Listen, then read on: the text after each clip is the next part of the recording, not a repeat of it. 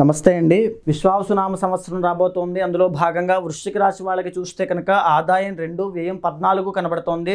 రాజపూజ్యం 5, అవమానం 2 కనబడుతోంది. కొన్ని జాగ్రత్తలు ఖచ్చితంగా తీసుకోవాలి. ఎందుకనంటే దశమ స్థానంలోకి కేతువు తప్ప మే 18 తర్వాత మిగతా ఏ గ్రహాలు కూడా అంత యోగించట్లేదని చెప్పచ్చు. 4వ స్థానంలో రాహు రాబోతున్నాడు. మే 18 తర్వాత, మార్చి 30 తర్వాత ఈ యొక్క అర్ధాష్టమ శని దోషం వెళ్ళిపోయి పంచమంలోకి శని రాబోతున్నాడు. సప్తమంలో ఉన్నటువంటి గురుడు అష్టమంలోకి మే 15 తర్వాత రాబోతున్నాడు. ఇవన్నీ కూడా అంత యోగించేటువంటి దశలు కాదు. వృశ్చిక రాశి వాళ్ళకి గురుబలం కూడా లేదు. శని యోగించడం లేదు కాబట్టి కాస్త జాగ్రత్తగా ఉండండి. మీ యొక్క వృత్తి వ్యాపారాల్లో అగ్రెసివ్గా వెళ్ళదు. షిఫ్ట్ అవ్వడం కానీ, ట్రాన్స్ఫర్ అవ్వడం కానీ, ఏదైనా మార్పులు చేర్పులు ఈ టైంలో ఎస్పెషల్లీ అస్సలు చేయొద్దు. దశమంలో కేతు యోగిస్తున్నాడు కాబట్టి కొన్ని వృత్తుల వాళ్ళకి మాత్రమే బాగుంటాయి. చేతి వృత్తి వ్యాపారం చేసుకునే వాళ్ళకి మాత్రమే బాగుంటుంది.